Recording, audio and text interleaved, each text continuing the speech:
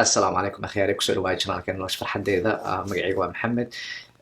run ahaantii maanta waxaan rabaa inaan update gareeyo about the covid-19 haddabaan waxaan ka imaaday isbitaalkan ka imaaday shaqadan ka imaaday marka xitaa dharka iskamaanan bedelin maxaa yeele waxaan rabaa inaan la share gareeyo waxa ka dhacayo isbitaalada ka jiro run ahaantii isbitaalada waxa hadda socda wax weligeed la arkay waxa ka dhacayo waxa waaye ii sheeg cudurkan run ahaantii dadka si xun ayuu u galayaa dadka si xun ayuu baabinayaa not only that kaliya kaas kaliya maahan xitaa siduu dadka u laayna si run ahaantii si silac ayuu dadka u dilayaa maxaa yeele sidaa ogtihiin cudurkani wuxuu halis ku yahay ama muxuu baabi'iyaa sanbabayaashu baabi'iyaa marka sanbabaha markuu tago sanbabaha ayuu wuxuu ka buuxinaya fluid macnaha biyo ka buuxinaya iyo dhacaan ay ka buuxinaya suuga meesha ku jira wuu cunayaa hadda shiftigaan kasoo shaqeynaya 2 qof ayaa hadda dhimatay marka muxuu ahaa si silac ayuu dilaa waxaa u dhimanaysa adigoo maaragtay inta lagu waday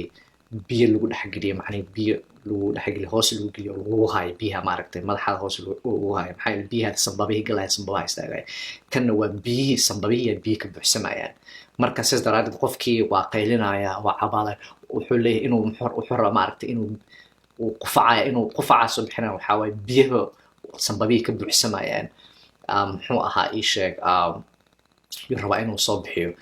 marka waxaan rabaa inaan dhaho akhyaaray please fadlan guryihiina jooga banaanka u bixina run ahaantii cudurkan cudur ciyaara ma ahan saad ogtihiin dowladana iyo governmentdana loo shutdown gareeyey wadamo badanaa shutdown laga dhigay cudurkan cudur ciyaar ma ahan maxaa yeelay wax weligeed la arkay ma aha saacado gudahood ayuu qofka maarka sanbabihiisa dhan ku dhamaanayaan uu biyo ka buuxsamayaan marka waxaan dhihi lahaa akhyaaray fadlan please guryihiina jooga guryihiina kasoo bixina wax walba hadduu rootin ka dhamaaday ama bariiskin ka dhamaaday ama waxay ka dhamaaday biyaha kaliya caba midda kale oo aan rabo waxay tahay inaan la shargarayo isbitaalka aadin haddii aadan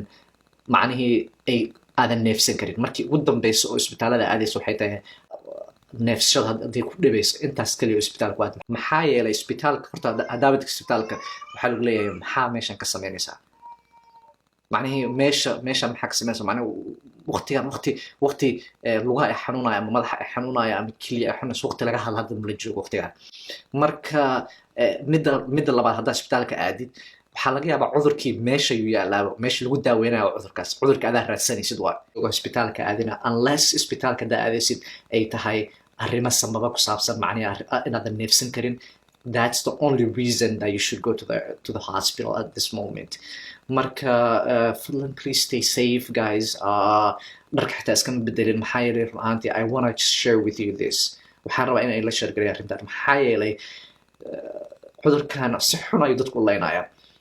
silacna dadku u dhimanayaan sidaan hadda idiin sheegay haddabaan aan la hadlayo xitaa weli maanan gaarin the peak timeka waxaa waaye meesha ugu sarreyso cudurka uu gaarayo waaye isbuuca soo socdo iyo isbuuca ku xigo run ahaantii waa kasii dari doonaa macnahii waxaad maqli doontaan dhimasho fara badan ilaahay kuma keena ilaahay dadka ka badbaadiyo laakiin muxuu ahaa maaragtay waa wax macnahii haddadaanu macnihii inuu kor u kaca bilaabay marka sidaa ogtiin haddadaan in la hadlayo maraykanka keliya waxaa ku dhimatay 1,100 qof ay u dambeysay markii aan fiirinayo marka muxuu ahaa isbuuca soo socdana waa kasii daraysaa isbuuca ku xiga waa kasii daraysaa marka fadlan please stay home please stay safe salaadiina tukada ilaahaygiina barya sooma muxuu ahaa isbitaaladana ka fogaada isbitaalada ha aadina haddiisan aysan wax emergency usan jirin